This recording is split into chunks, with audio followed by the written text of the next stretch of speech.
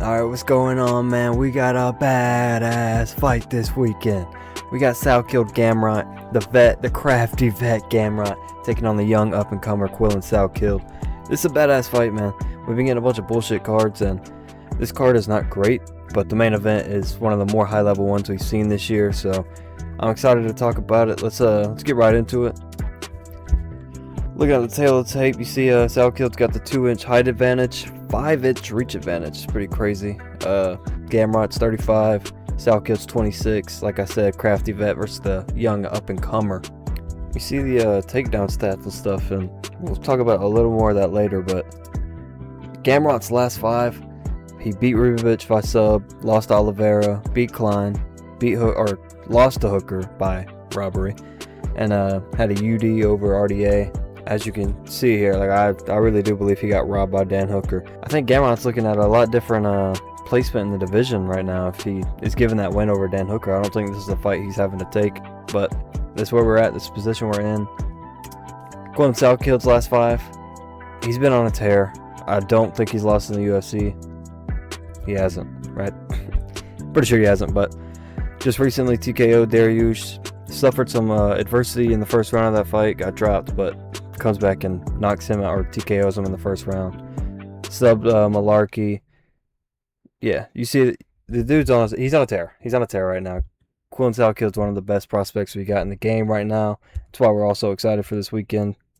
Everybody loves Salkilld, but I haven't seen a lot of people talk about just how good his jiu-jitsu is. It's become very underrated just because he's knocked, quite a few people out at this point. This dude can scramble, man. He is nice. He will choke your ass out. He will submit you. He does not have to knock you out. He's not one of those guys that it's KO or nothing. He can scramble, which is gonna, we're gonna be tested this weekend against Mateusz Gamrot, who is a great jiu-jitsu artist. Had some really fun scrambles with Charles Oliveira. But speaking of Charles Oliveira, remember whenever I tried to tell you Chase Hooper was the next Charles Oliveira? Chase Du Bronx, they were calling him. This dude's ass, alright? Chase Hooper's dog shit. He's not Charles Oliveira. But you know who could be the next Charles Oliveira? Quillan fucking Salkilld, man. This guy, I'm telling you, his grappling has become that underrated that where people are going to see this and they're going to call me crazy. This dude's nasty. And it's like Oliveira, where Oliveira is a pretty decent striker, but his striking is so underrated because of how great his jiu-jitsu is. Salkild's jiu-jitsu is becoming underrated because of how good of a striker he is. This dude is this is Quillan Du Bronx, man. He's a real contender, especially if he wins this Saturday. I will be validated. I don't know, this dude's nice. I think we are looking at our Australian Charles Oliveira. But speaking of Charles, we got to talk about his fight with Gamrot. Like I said, they had very fun grappling exchanges, but on the feet, Gamrot was trading, and I don't know if Salkilld hits him with some of the shots that Charles Oliveira was hitting him with, not even some, if he hits him with at least 2 of those shots, Gamrot's going to sleep. Like, that's just what it is. He's going to sleep if he lets Salkilld walk him down the way Charles was. And granted, he was throwing back and he was catching Charles a lot, but Charles is also not known for his striking defense or anything. Also very chinny.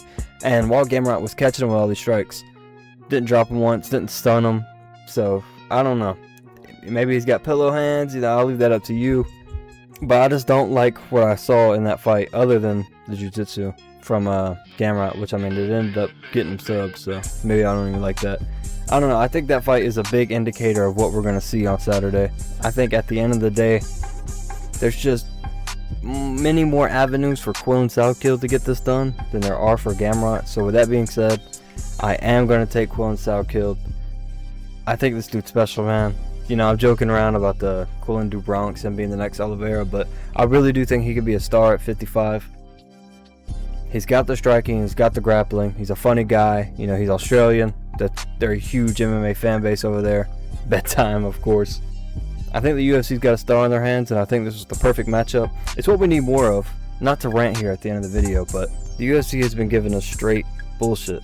Yes, this last card, this, what was it, Belgrade, however you say that, was a great card. But no one's going to watch it when there isn't, like, who are these people? You know what I'm saying? Like, people aren't going to tune in to watch it, so they're going to miss out on these fights. You have to add, like, You gotta add a little more, man. We're not asking for fucking UFC 400 every night, but like you gotta give us more than what you're giving us. You can. That's the problem. It's not like you can't. You can do that. There's so many fighters on this roster.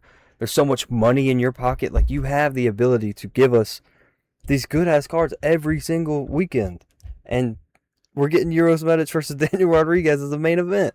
Like, this is ridiculous.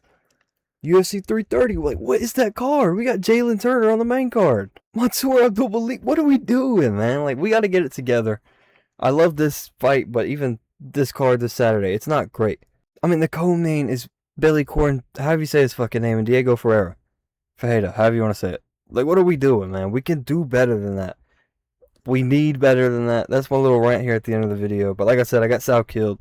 Let me know what you guys think in the comments. I'll see you in the next one.